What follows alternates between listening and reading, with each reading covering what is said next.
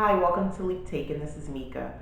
Here at Leap Taken, I talk about all things witchy, craft related, law of attraction, manifesting, esoteric, and everything else in between. Excuse me, that was coming up. Sorry. Um, so today we're going to have, I just want to discuss how fear blocks your magic. But before I get into that, I'm still doing my 30-day something witchy challenge. And today's thing was a try new divination. So if you notice, I usually have a crystal ball in the background, but it's kind of up in the forefront right now. It's not that this is still new because I've never really. I tried it this was a gift. My husband gifted this to me. We went to a Renaissance fair when we were still living in Florida, and he purchased that for me. So um, I've been meaning to. Well, I did. I tried to use it, but honestly, nothing really happened. So this is my do something witchy for sure. I have other witchy things I'll be doing today. I'll be doing a little kitchen magic shortly. Well, I always do it, but I'll be doing some very intentful kitchen magic and adding a little spell with it. But this here is my official do something witchy today.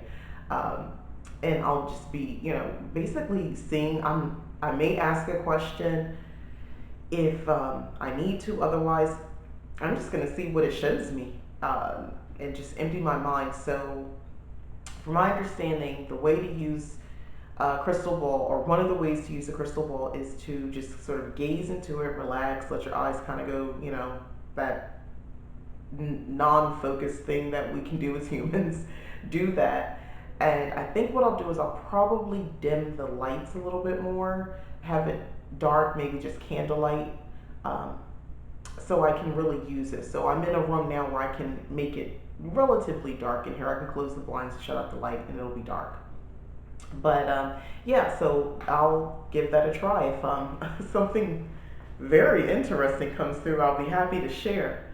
But in the meantime, yeah, we're going to talk about this video about fear and magic. So I think it goes without saying, fear can be limiting. It can be limiting in any capacity, not just doing any sort of workings, but it is, it's very limiting. You can um, live your life making decisions out of fear, but I mean, you're ignoring your intuition, you're ignoring logic most times, your true heart's desire. So, are you really living? Are you really living your life to the fullest? Because everything is fear based, and fear is typically illogical. It's not rational decision making when you're moving from a place of fear. Um, Fear interrupts your blessings, it interrupts high vibrations. It's hard to be in that state, which is honestly a way where manifesting even works. You sort of need to be in that state. It's hard to feel gratitude when you're fearful. They kind of clash, if you understand what I'm saying. So and of course for us people who do workings and spells and divination and so forth, it's going to be very difficult to accurately break down dreams, understand signs and symbols, messages from the universe, to understand if you're being connected or communicated with by ancestors, or any sort of spirit, anything in the spirit realm or in a different plane. It will be very difficult. It's not that you won't have a connection, don't get me wrong, it's possible, but if you're so scary and fearful, you will misinterpret it. And for those of us who come from a background where we're told that certain things that are unexplained may be aligned with evil, that's where your mind's going to go. I think honestly there are a lot of people who are, especially within the ATRs, if I'm just being honest, specifically within the ATRs. Listen, I know everybody else is capable of this, but from my experience, what I'm noticing over years, those who are in African traditional religions or spiritual systems, they're not necessarily religions, they seem to, it's everything. I don't know. I feel like there's the ones in this country anyway. It's this thing where I feel like everything's about a demon or evil or something. I don't know. Anything unexplained, it's always nefarious. Just because you don't understand it, it doesn't mean it's bad. Just because things are moving in your life, you take a look and see. Instead of you assuming it's always for the negative and it's a something to be banished and to be got rid of because you don't understand it. things come through, through other realms, things come through the spirit world, and some things are stronger than others. It doesn't necessarily mean it's something that's negative. That's all I'm saying. But if you're fearful, it's hard to decipher what's not and what is. Some things could be, really negative energy, Other things, not so much, but you're not going to know that. It could be, a dear relative, or someone you never met, an ancestor you never met because they were from a different time, but you're just like them and they want to help you. But you're terrified, at any contact they try to have with you. But you say you want to have contact, but when it's real, it scares you. And I don't want to, and let me differentiate a little bit about being scared. It's okay that, especially if you're new to this, I get why you would be a little nervous. The first time I heard my name being called, and it's happened before, but I know no one called my name. No one was there to call my name. And I heard my name being called in a voice that was audible. I understood it to be my name, but it was, I want to say male, but I don't even know if it was a male voice. It was just otherworldly. And I answered, I spoke out loud. And that was my natural instinct to speak. I mean, you called my name. I'm like, what? I didn't say what, but I was like, yes. What's happening? Um, and then more things came after that. But yeah, I was scared. Yeah, because it was startling. So I was startled. That would be the best way. Um, but don't be afraid. Don't let fear keep you from receiving whatever messages are coming, and being able to interpret it. And if you're fearful, you're going to be thinking everybody's out to get you, the living and the beyond. Okay, so let's talk about how overcoming fear, which is a journey, by the way. It's hard to just quickly get over it, for most of us, especially how some of us were raised, again, in certain religious systems where people use the term God fearing. That's not something I'm comfortable with. Even when I was a believer, technically, that never resonated with me. Actually, I felt like I don't ever want to say that. I don't like the way that sounds. And I understand why it's said, because that I was part of that system, so I completely get the logic behind it. I just don't agree with that, and I don't like fear at all like that. I don't know. Anyway, so how do we get on this overcoming fear journey? So first thing is you have to be honest with yourself. You need to know what are you really afraid of. What is it that you're afraid of? Now let's, in life in general, you could apply this concept to that, but specifically talking about magic, are you afraid that it's really going to work? Are you afraid you're really going to communicate? Are you afraid that you might be crazy because you are hearing voices, because you feel, certain energies, you physically feel energies, you smell, your senses are aware of this other energetic field or being in your presence? Are you afraid? Are you afraid when you have dreams and they come true, the things that were shown to you in some capacity? Are you afraid that people come up to you and randomly just bring up something that you had previously asked for a sign about, and they basically just said everything you needed to know, which would be your sign? Is that something that you find fearful? And if so, are you afraid your magic's working? Are you afraid this stuff is real? And I know that seems like a silly question. It's like, well, I'm practicing magic. I'm working, doing these workings and, doing my divinations and all this sort of stuff and rituals. Yeah, but believe it or not, I think some of us are afraid of it even as we work it. There's a pull to doing it. And this is probably going to be more of the newbies, obviously. If you're more seasoned, maybe not so much. But not necessarily just newbies, because I've discussed this before in videos where it had been years that I've been practicing, but I felt like there was, I don't want to say I was plateauing, but there was sort of a level. There's levels to this, right? I reached a level where I felt like I needed to break through fear, to make this thing real and just go fully in trust, sound crazy, even to yourself, not necessarily anybody else. It's okay. This is all part of it. Go, fully into it. And I did. And I broke through. But I made a conscious effort. This wasn't something I hem and hawed about. I was like, well, I'm trying. You can't try. You just have to do. You just got to say, all right, so this is happening. This is where we are now. This is what I accept.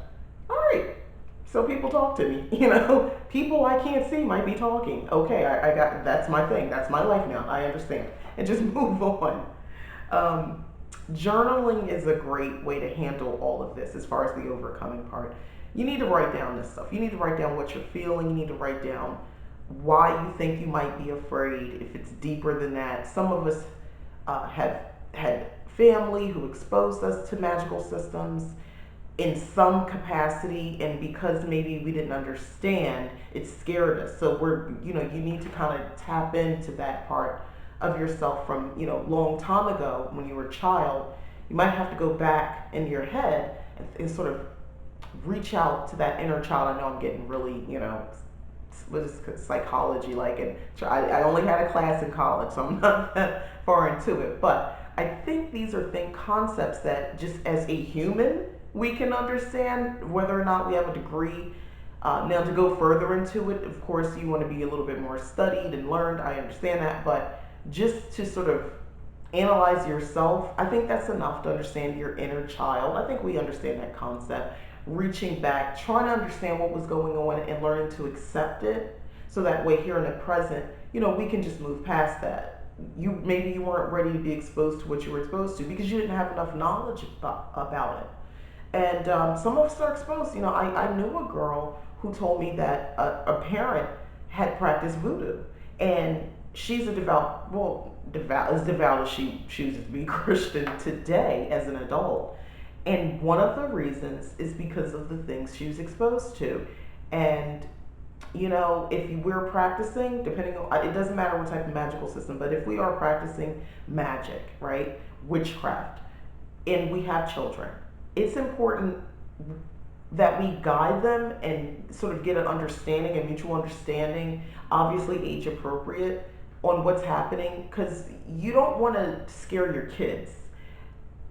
And it's sad that I have to say that, because I'm sure there was a time none of this wouldn't have mattered. More people would have been, I guess, more pagan than anything. But we're in a society where we're not the predominant spiritual system. If you're practicing witchcraft, it's not the predominant one. So out in the open like that, it is more so than it has been, but it's not. We're not part of the big three.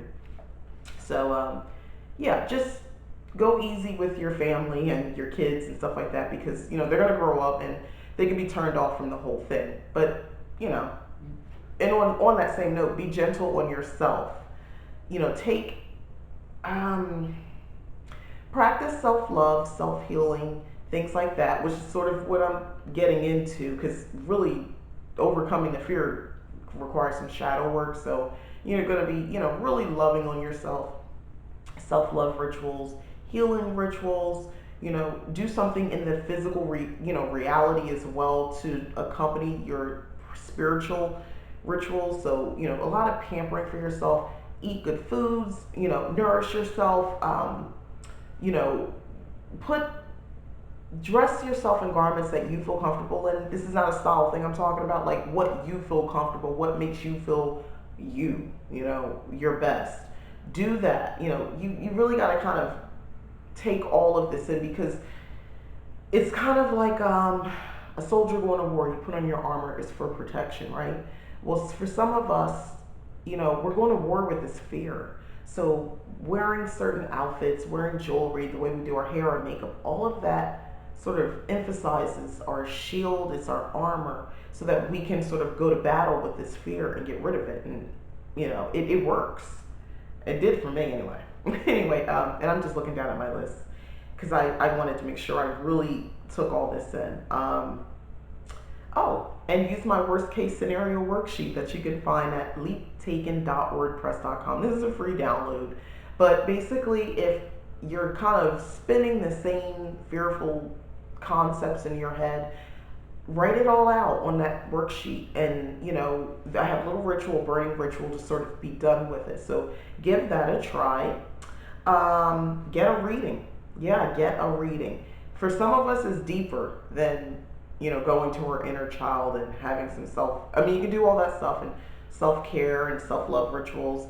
That's awesome. For some of us, it's gonna get deeper because there's some deeper stuff going on, and it's not one event. It's not even necessarily something traumatic. It's just sort of layer upon layer upon layer of just you know issues and situations and relationships over the course of our being that is has created this fear monster that is literally getting in the way of us reaching our full magical potential.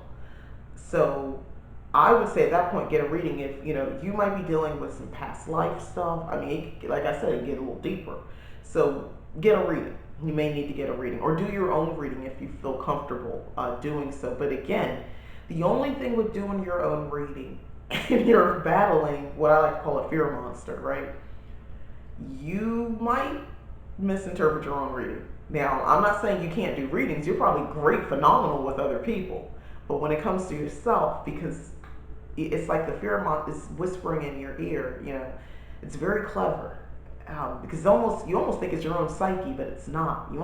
It'll feel like almost your own intuition or something divine, and it's not. It's that fear monster, sneaky, and it's been created. It's grown with you, most likely. So you have to kill it, or at least muffle it, silence it a little bit if you can, or mute it in that moment. But that takes some practice to do.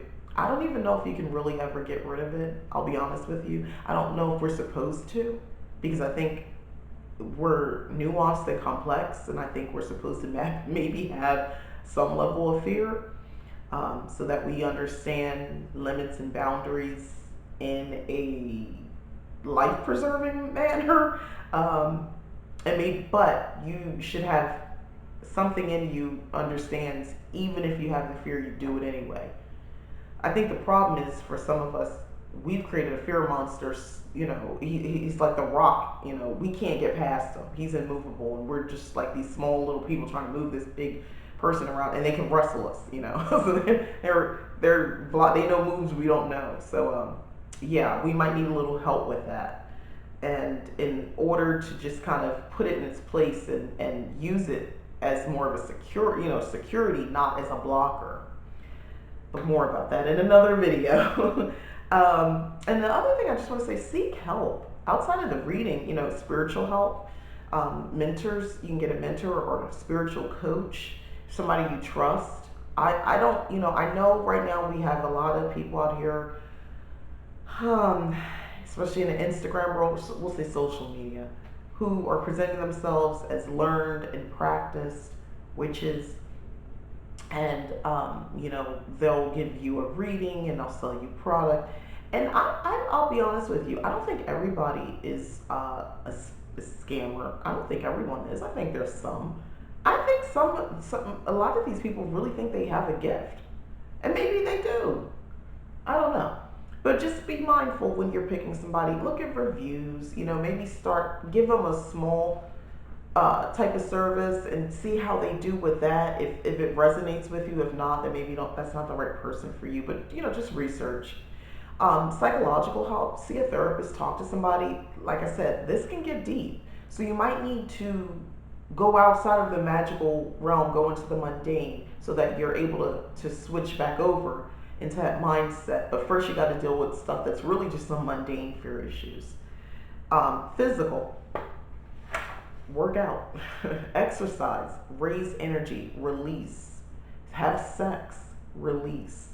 It could really just be that simple. A lot of pent up energy, and we've kind of, inwardly masked that into something more, and it's feeding our fear for whatever reason. Release that energy. Once you overcome being driven by fear, honestly, I think your magic will improve. And I could attest to that myself. I recognize when fear is coming into play. Sometimes immediately I realize my reaction is fear based. Other times, it might be after the fact, but it helps to sort of manage, myself and my reactions going forward. or my way of thinking about a situation. Excuse me. But because of that, I'm able to have better magic. So let me give a good example about this. So I think a lot of us probably have fear when it comes to money. That's a lot, a lot of us have fear, and the fear runs crazy because it could be fear of not having enough, which I think a lot of people can understand. A fear of even if you have some, you come into some money, or you got a good job, it's paying good money, like more money than you ever made before, and you have this pangs of fear every time you get paid, or every time you see the money in your account.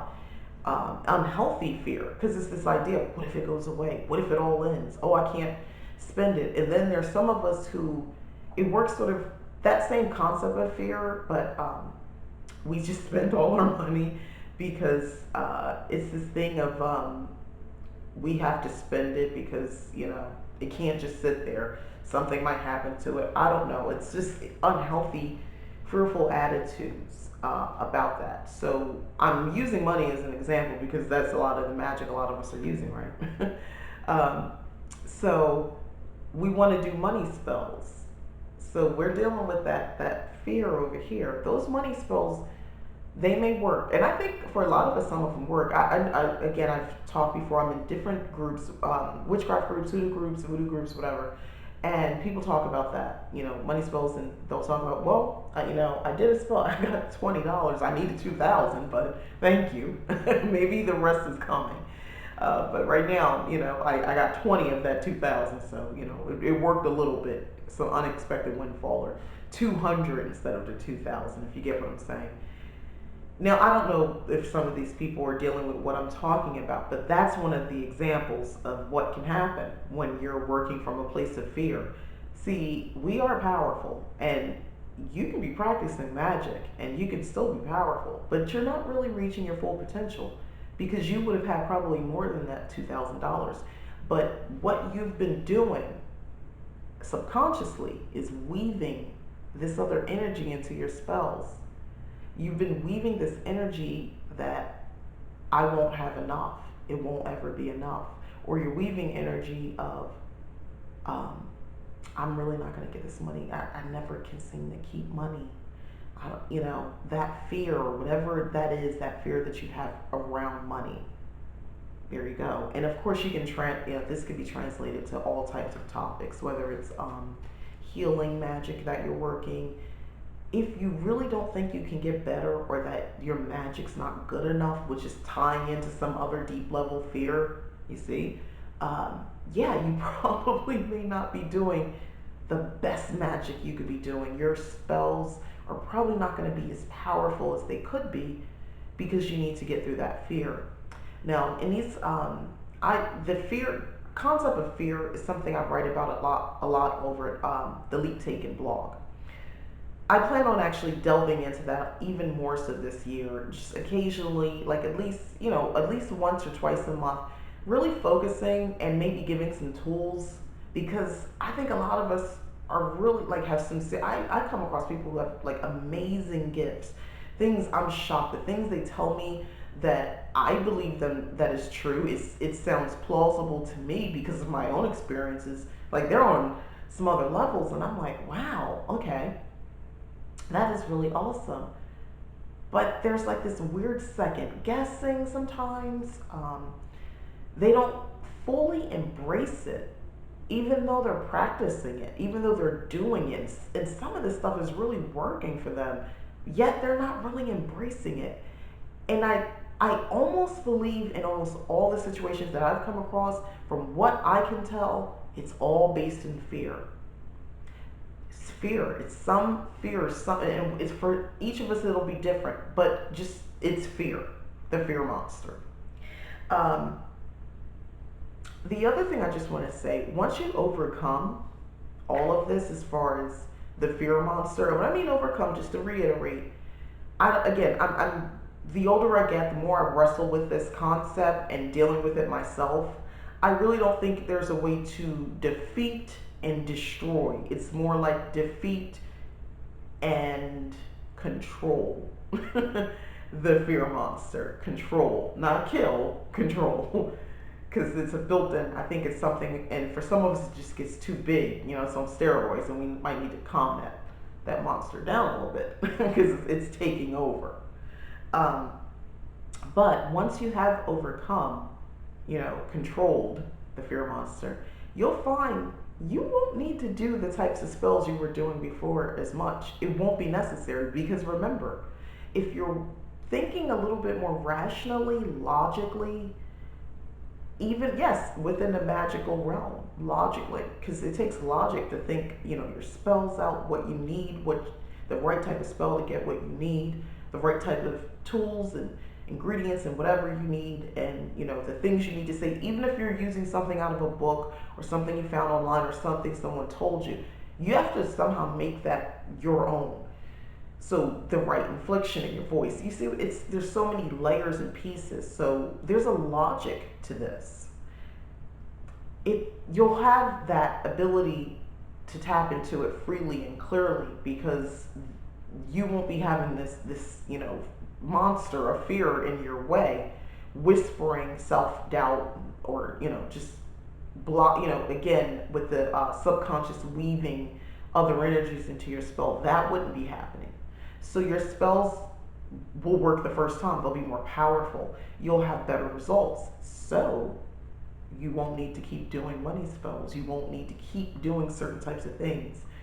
I'm not saying that your life is perfect. Things will still happen. You'll have experiences.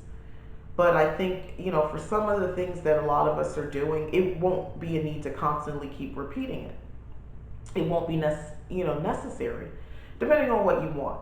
Um, those are just my thoughts. But anyway, yeah, control your fear monster. that's the if you take nothing from this, control that fear monster.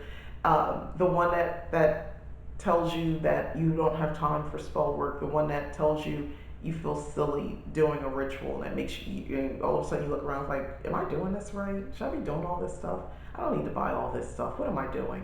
The one that makes you second guess if a spell worked.